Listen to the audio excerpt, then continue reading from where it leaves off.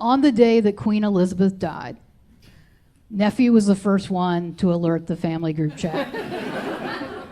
He did it by writing in all caps, "The Queen is dead. It is about time." Yeah.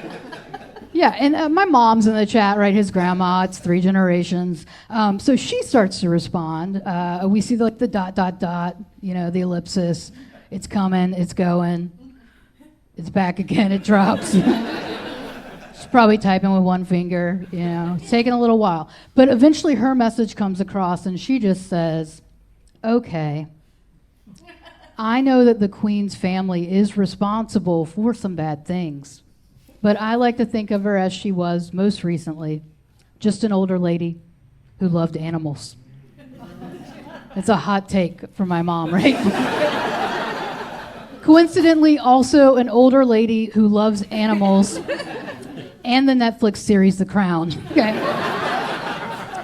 My nephew didn't miss a beat, though. He responded immediately.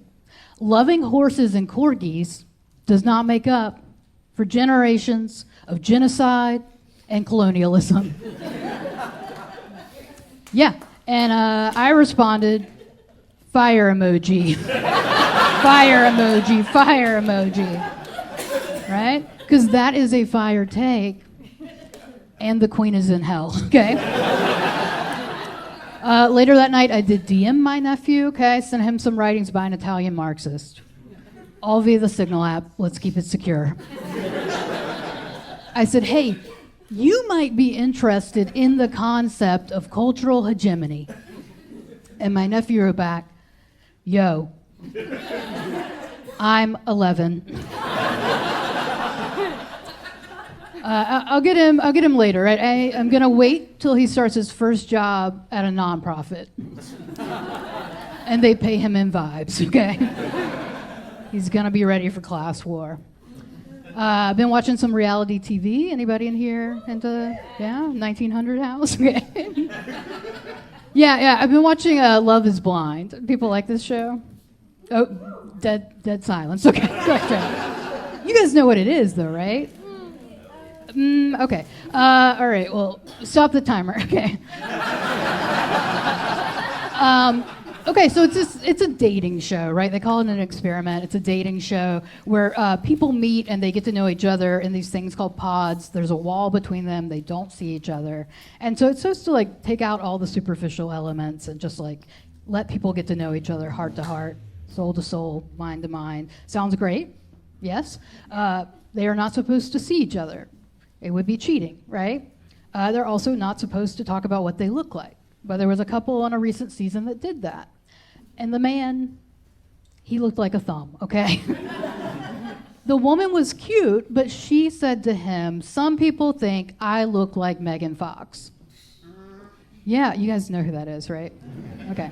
Yeah, and spoiler, she doesn't, right?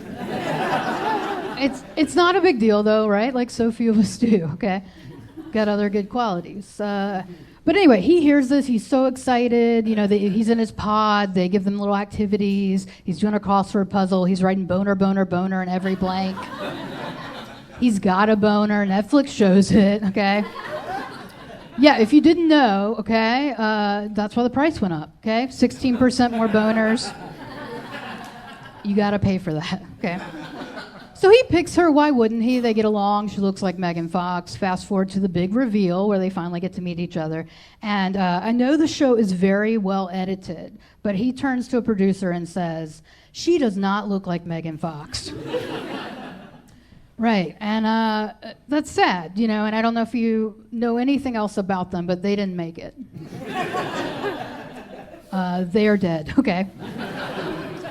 I do think, though, if I ever went on a show like this, right, in a world where I get lobotomized and I go on Love Is Blind, and the subject of what I look like comes up, I would keep expectations really low. I'd be like, "Well, do you remember that old cartoon Popeye?